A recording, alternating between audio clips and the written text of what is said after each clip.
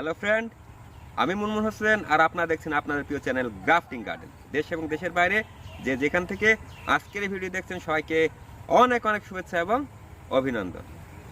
আজকের ভিডিওতে আমি আপনার সাথে শেয়ার করব কিভাবে আপনারা পেয়ারা গাছের এক ডালে একাধিক গুটি কলম বাঁধবেন, অর্থাৎ পেয়ারা গাছের মাল্টি লেয়ারিং। তাহলে বুঝতে পারছেন কতটা ইন্টারেস্টিং একটা ভিডিও এখন আমি আপনার সাথে শেয়ার করতে যাচ্ছি। তাহলে চলুন শুরু করি আজকের মূল ভিডিও। ফ্রেন্ড, আজকের এই গুটি কলমটি করার জন্য আমাদের প্রয়োজন হবে এই ধরনের একটা ধারালো ছুরি, ডাল কাটার জন্য সিকেসার, কলমটি বাঁধার জন্য দড়ি এবং কলমটি জড়িয়ে বাঁধার জন্য এই ধরনের পাতলা পলিথিন। তো অবশ্যই আপনারা যে পলিথিনটা ব্যবহার করবেন সেই পলিথিনটা যেন অনেকটাই এই ধরনের সফট হয়, যাতে আপনারা খুব ভালোভাবে কলমটি বাঁধতে পারেন। আর প্রয়োজন হবে আমাদের গুটি কলমটি বাঁধার জন্য মাটি। তা আমরা আমাদের গুটি কলমটি বাঁধার জন্য সেই মাটি ব্যবহার করব যে মাটি দীর্ঘ সময় রস ধরে রাখতে পারে। তো ফ্রেন্ড, গুটি কলমে ব্যবহার করার জন্য আমরা অর্ধেক মাটি এবং অর্ধেক জৈব সার ভালোভাবে মিশিয়ে পানি দিয়ে গুটি কলম বাঁধার উপযুক্ত মাটি আমরা তৈরি করে নেব। তো ফ্রেন্ড, গুটি কলম করার জন্য আমাদের সর্বপ্রথম একটা সুস্থ সবল ডাল নির্বাচন করতে হবে এবং সেই ডালটার বয়স যেন অবশ্যই 6 মাসের বেশি হয় এবং 1 বছরের কম হয়। আর আমরা যে ডালটি নির্বাচন করব সেই ডালটি যেন অবশ্যই এই ধরনের পেন্সিল আকৃতির শ্যাপের ডাল হয়। বেশি মোটা ডালে যদি আপনারা গুটি কলম করেন সেক্ষেত্রে শিকড় ছাড়ার পরে আপনারা যখন গাছটি লাগাবেন তখন যদি শিকড় থেকে সেই গাছটি পর্যাপ্ত খাদ্য এবং রস সংগ্রহ করতে না পারে তাহলে কিন্তু আপনার শিকড়টি আস্তে আস্তে দুর্বল হয়ে পড়বে এবং মারাও যেতে পারে। তাই আমরা অবশ্যই এই ধরনের পেন্সিল শ্যাপের ডালই আমরা সবসময় নির্বাচন করব। তো ফ্রেন্ড, গুটি কলম করার জন্য আমাদেরকে এই যে আপনারা দেখতে পাচ্ছেন একটা গিট, এই যে একটা গিট বা চোখ আমাদের গুটি কলম করার জন্য অবশ্যই যে কোনো একটা গিটের নিচে আমাদেরকে কাটতে হবে এবং নিচের অংশের ছাল আমাদেরকে তুলতে হবে। তো সেক্ষেত্রে আমরা যেহেতু এই গাছটিতে মাল্টি গুটি কলম করব, অর্থাৎ একাধিক কলম করব, তাই আমরা আমাদের প্রথম কলমটি আমরা এখান থেকে শুরু করব। তো ফ্রেন্ড, প্রথমে আপনারা এই যে গিটের নিচে এইভাবে সুন্দরভাবে আপনারা রাউন্ড শেপে কেটে নেবেন। এই যে এইখান থেকেও এইভাবে সুন্দরভাবে রাউন্ড শেপে আপনারা কেটে নেবেন। এরপরে এই মাঝের অংশের ছাল খুব সুন্দরভাবে আপনারা তুলে দেবেন।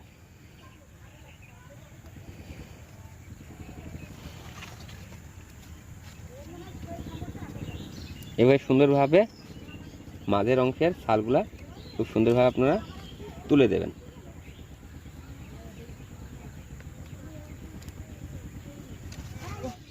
সমস্ত ছালই আপনারা এভাবে সুন্দরভাবে তুলে ফেলবেন। কোনো ধরনের ছাল যেন এই কলম করা স্থানে না থাকে। আপনারা অবশ্যই কিন্তু সমস্ত স্থানটা এইভাবে ক্লিয়ার করে নেবেন, যাতে এই ছালের সাথে এই ছালের কোনো ধরনের সম্পর্ক না থাকে। কোনো ধরনের সম্পর্ক থাকলে আপনার গুটি কলমটি কিন্তু কোনোভাবেই সফল হবে না। তাই আপনি অবশ্যই এই জায়গাটাতে সুন্দরভাবে ক্লিয়ার করে নেবেন।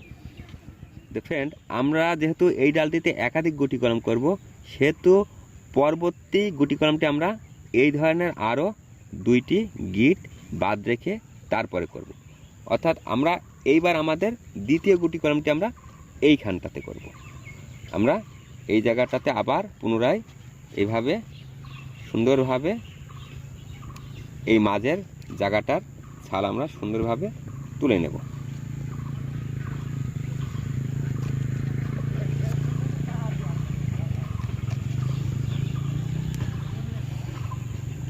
আপনারা এইভাবে সুন্দরভাবে সমস্ত ছালটা আপনারা তুলে নেবেন।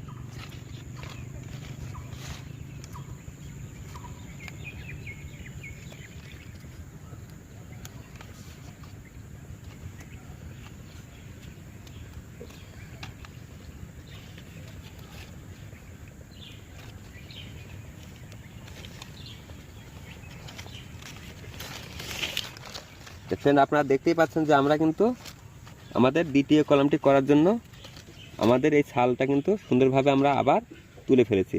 আপনারা কিন্তু এইভাবে সুন্দরভাবে ছালটি ছাড়াবেন। কোনো অবস্থায় যেন এই জায়গাতে কোনো রকমে যেন এই ছাল আর এই ছালের ভিতরে কোনোভাবেই সংযোগ না থাকে, তাহলে কিন্তু আপনার কলমটি কোনোভাবেই সফল হবে না।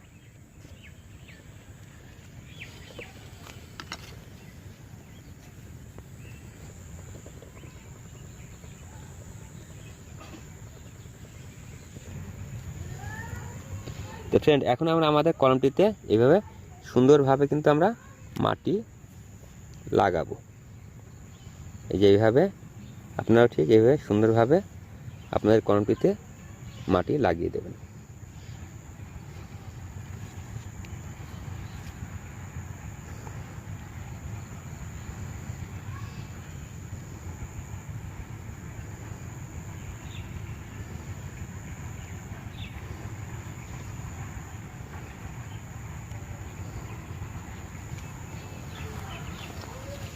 তো ফ্রেন্ড, এখন আমরা আমাদের কলমটি এইভাবে সুন্দরভাবে পলিথিন দিয়ে জড়িয়ে বেঁধে দেব, যাতে করে এর ভিতরের আর্দ্রতাটা এবং রসটা দীর্ঘ সময় ঠিক থাকে।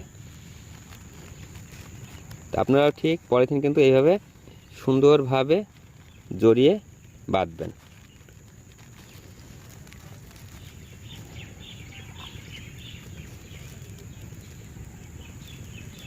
উপরের দিকটাতে খুব সুন্দরভাবে বাঁধবেন, যাতে করে কোনো ধরনের পানি এর ভিতরে প্রবেশ না করে। ঠিক একইভাবে নিচের দিকটাও খুব সুন্দরভাবে এইভাবে জড়িয়ে বেঁধে দেবেন।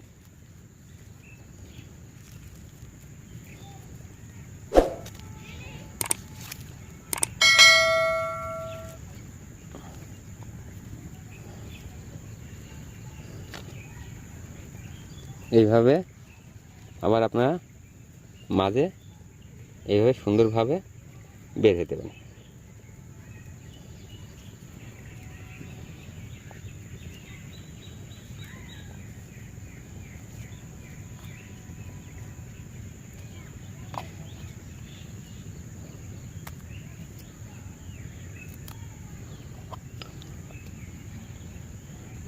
একইভাবে আমরা আমাদের এই কলমটিতেও আমরা সুন্দরভাবে মাটি ধরিয়ে দেব।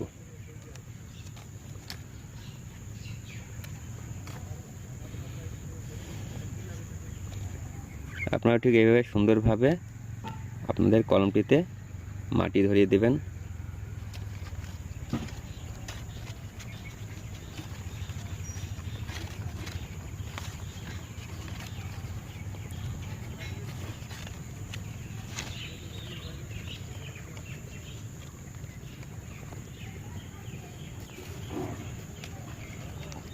আপনারা ঠিক এভাবে সুন্দরভাবে আপনাদের কলমটিতেও কিন্তু মাটি ধরিয়ে দেবেন।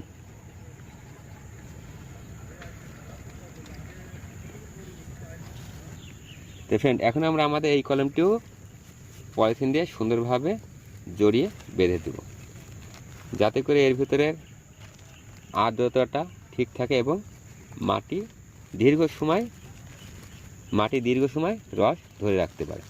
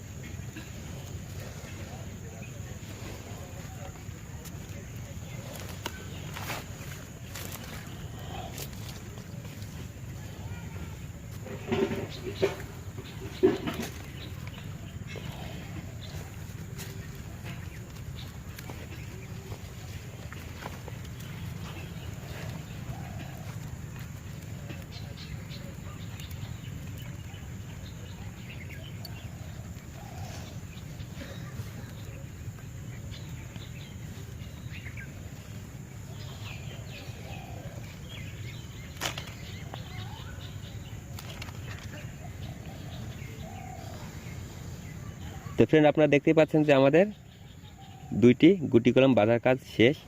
তা আমাদের এই কলম দুইটি থেকে শিকড় আসতে এখনও 1 থেকে 1.5 মাস সময় লাগবে, এবং 1 থেকে 1.5 মাস পরে যখন আমাদের এই গুটি কলমের শিকড় আসবে, তখন আপনাদের আরও কিছুটা সময় অপেক্ষা করতে হবে শিকড়টার আরও কিছুদিন বয়স হওয়ার জন্য।